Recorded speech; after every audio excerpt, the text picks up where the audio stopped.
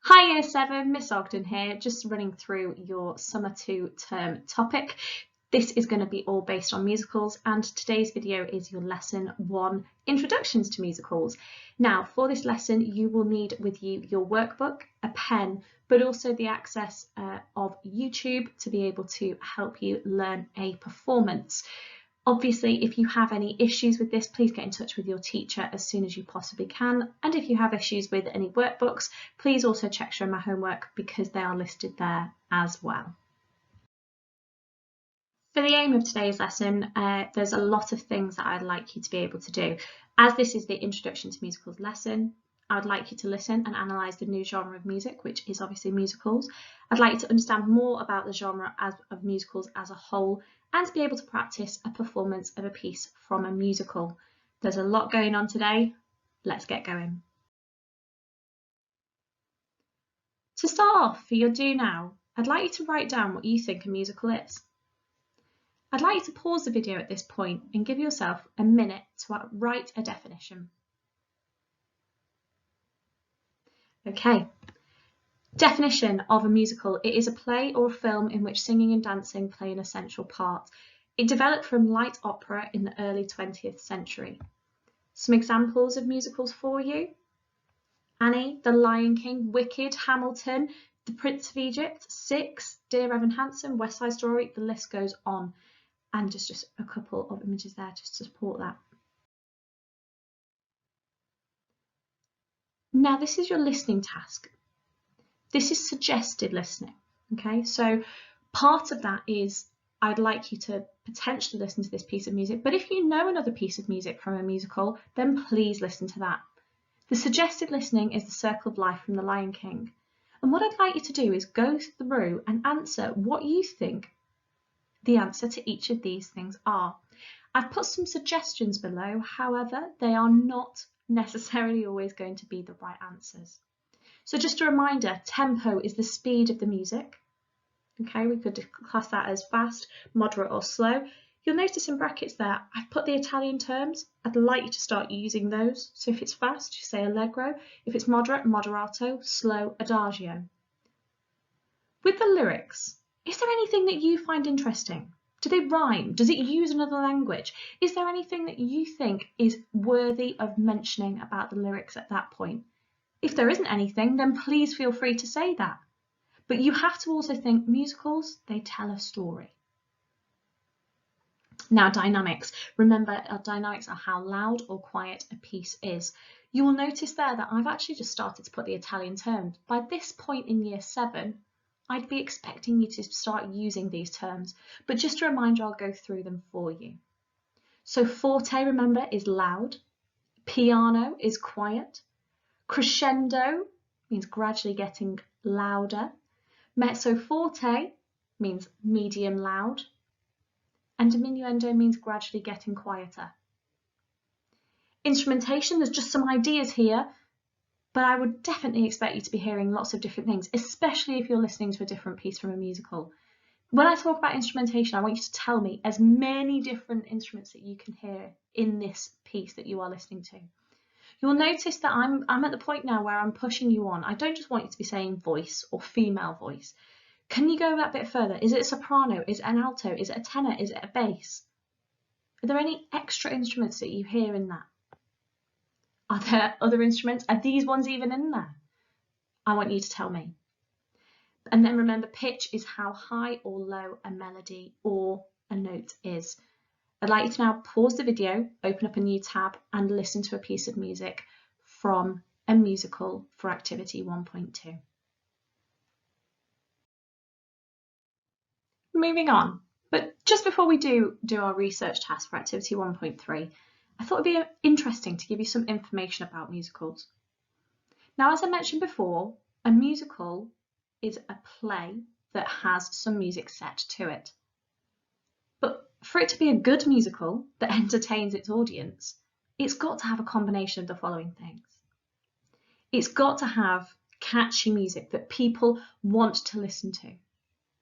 It might not be in a popular style as we would class it nowadays, especially if it was an older musical, but it would have been catchy in the first instance. It's got to have different types of songs. So in there it's going to have its solos, its duets, its choruses, and its ensemble numbers.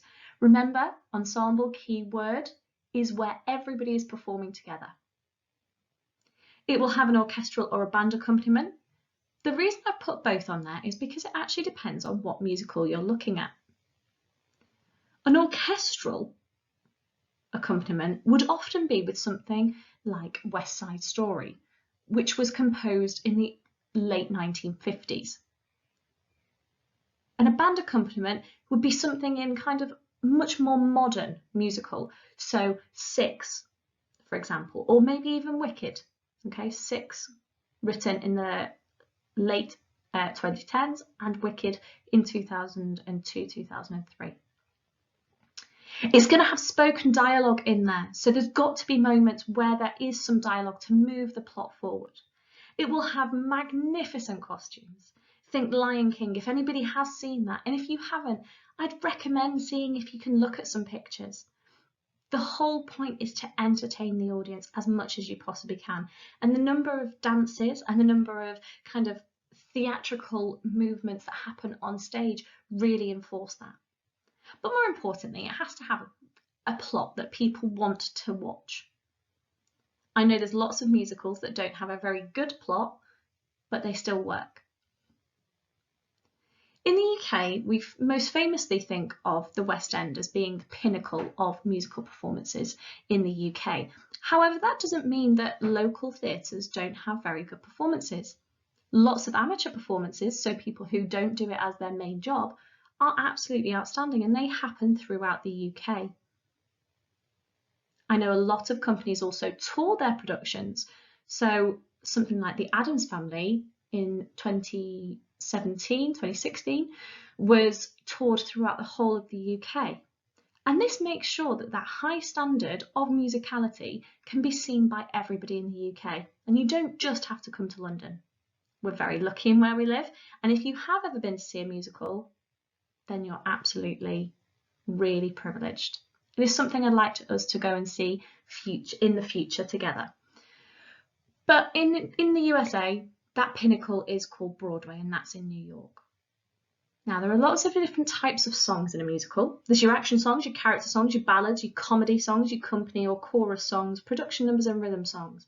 Now, an action song moves the plot forward. A character song enables a character to express their feelings.